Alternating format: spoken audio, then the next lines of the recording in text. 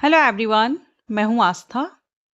अगर आप 12th level की कोई ऐसी जॉब सर्च कर रहे हैं, गवर्नमेंट जॉब जिसमें आपको ना तो कोई अदर डिप्लोमा या सर्टिफिकेट की नीड हो, सिंपल आप 12th किसी भी सब्जेक्ट से हो और आप आवेदन कर सकें।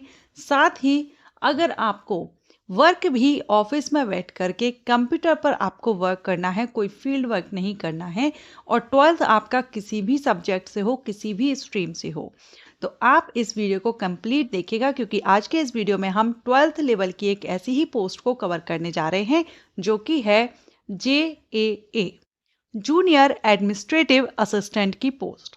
और ये जो पोस्ट है, ये अलग अलग विभाग में नोटिफिकेशन JAA के लिए रिलीज किया जाता है।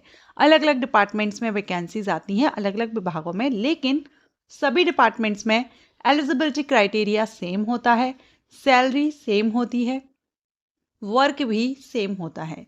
तो आप किसी भी डिपार्टमेंट में जब जूनियर एडमिनिस्ट्रेटिव असिस्टेंट की पोस्ट के लिए वैकेंसी आउट हो, तो आप जरूर अप्लाई कीजिएगा अगर आप 12th लेवल की जॉब सर्च कर रहे हैं। वहीं अगर हम बात करें कि अगर आप ऑल इंडिया, क्योंकि देखिए सेंट्रल एंड स्टेट लेवल पर ये इस पोस्ट के लिए वैकेंसी आउट होती हैं। सबसे अच्छा अगर आप एम्स में JAA के लिए अप्लाई करते हैं, क्योंकि इसके लिए आपको हर साल वैकेंसी देखने को मिलती है एम्स की तरफ से।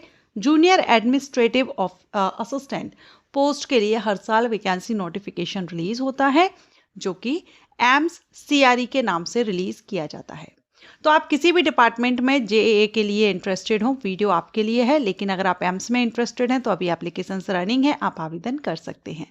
चलिए हम जानेंगे इस वीडियो में जूनियर एडमिनिस्ट्रेटिव असिस्टेंट पोस्ट की eligibility criteria, selection procedure, salary, job profile या वर्क आपका क्या रहेगा, किस तरह की रिस्पॉन्सिबिलिटी रहेगी। चलिए स्टार्ट करते हैं।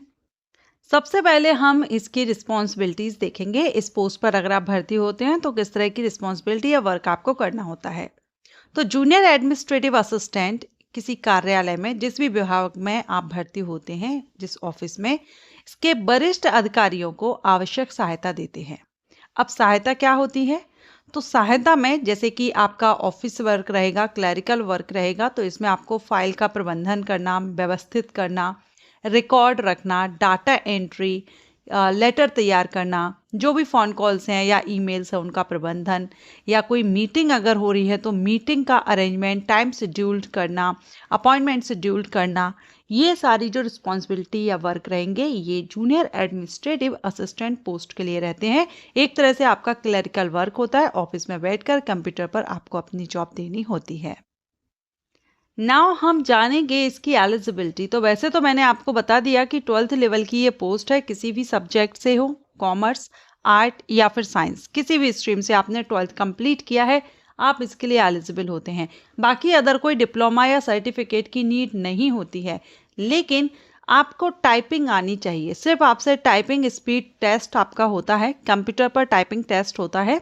या तो आप हिंदी में टाइपिंग सीख लीजिए या फिर इंग्लिश में, दोनों में से कोई एक टाइपिंग टेस्ट आपको देना होता है। अगर आप हिंदी टाइपिंग करते हैं तो 30 वर्ड पर मिनट की स्पीड रहेगी। अगर आप इंग्लिश में करते हैं तो 35 वर्ड पर मिनट की स्पीड मांगी जाती है।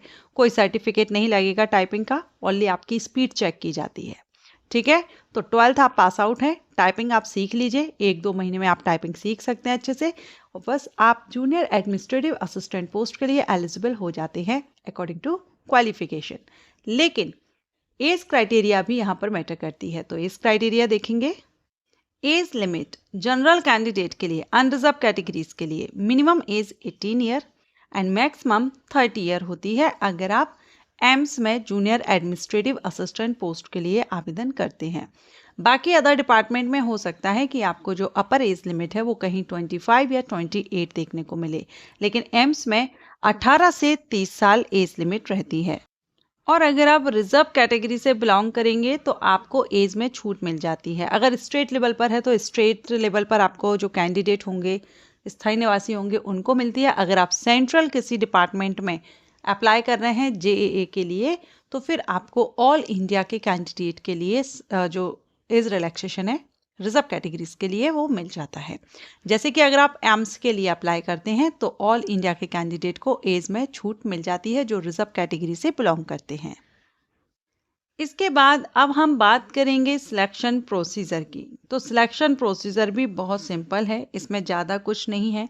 सिंपल आपका कंप्यूटर बेस्ड टेस्ट होता है। कंप्यूटर बेस्ड टेस्ट होगा, एमसीक्यूज टाइप होता है, हिंदी और इंग्लिश दोनों ही लैंग्वेज में रहता है। अगर आप स्टेट लेवल पर करेंगे तो स्टेट लेवल पर जो रीजनल लैंग्वेज होती है वो भी आपको देखने को मिल सकती है जिस स्टेट से आप अप्लाई कर रहे हैं।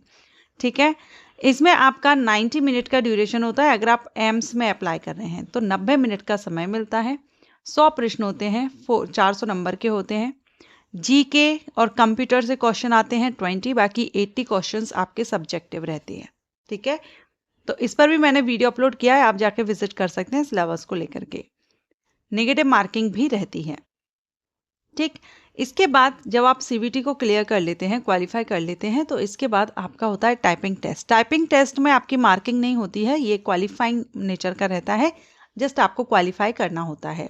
इसके बाद होगा डॉक्यूमेंट वेरिफिकेशन और यही आपका सिलेक्शन प्रोसीजर है। यही 3 स्टेजेस में सिलेक्शन प्रोसीजर रहता है। इंटरव्यू नहीं होता है क्योंकि ये जो पोस्ट है ये ग्रुप सी के अंतर्गत आती है और ग्रुप सी की पोस्ट पर इंटरव्यू नहीं होता है।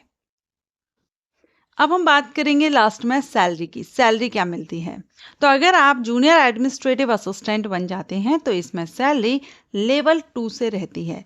लगभग अगर हम देखें तो 35 से 36 हज़ार पर मंथ इनिशियल सैलरी आपकी बनती है। ठीक है, ये हम एम्स हॉस्पिटल को कवर कर रहे हैं। वैसे ज़्यादातर सभी अन्य डिपार्टमेंट्स में भी आप देखेंगे तो लेवल 2 से ही मोस्टली रहती है। इसके पहले भी मैंने एक वीडियो अपलोड किया है 12th लेवल की पोस्ट एम्स हॉस्पिटल में। अगर आप जॉब पाना चाहते हैं तो कौन कौन सी पोस्ट है जिन पर आप 12th के बेस पर आवेदन कर सकते हैं, और हर साल आने वाली वैकेंसीज हैं ये, हर साल आपको नोटिफिकेशन देखने को मिलता है। लिंक आपको आई बटन पर दे दूंगी तो आप उसको भी विजिट कर सकते हैं अगर आप 12th लेवल की गवर्नमेंट जॉब सर्च कर रहे हैं। सो ये थी जूनियर एडमिनिस्ट्रेटिव असिस्टेंट पोस्ट के बारे में जानकारी। आप जूनियर एडमिनिस्ट्रेटिव असिस्टेंट कहें या JAA कहें। इसके पहले मैंने जूनियर एडमिनिस्ट्रेटिव ऑफिसर पोस्ट के लिए भी वीडियो अपलोड किया है, उसका लिंक भी मैं आप आई बटन पर दे दूंगी तो आप उसको भी विजिट कर सकते हैं। इसके अलावा हाउ टू बिकम, बहुत से अलग अलग पोस्ट, अलग अलग डिपार्टमेंट एंड क्वालिफिकेशन के अकॉर्डिंग मैंने प्लेलिस्ट क्रिएट की है। हाउ टू बिकम से आप सर्च करेंगे तो प्लेलिस्ट आ जाएगी, या फिर आप मेरे चैनल पर जाकर के प्लेलिस्ट विजिट कर सकते हैं जिसमें आपको 12th लेवल की, 10th लेवल की एंड ग्रेजुएट लेवल की पोस्ट के बारे में कंप्लीट इंफॉर्मेशन है। इंडियन रेलवे की लगभग सभी पोस्ट पर वीडियोस अपलोड हैं, उनको भी आप विजिट कर सकते हैं अगर आप इंडियन रेलवे में जाना चाहते हैं। इसके अलावा एसएससी के द्वारा जो रिक्रूटमेंट एग्जामिनेशंस कंडक्ट कराए जाते हैं, SSC CGL, CHSL, GT constable, सभी पर वीडियोस अपलोड हैं, आप उनको भी विजिट कर सकते हैं। Thank you.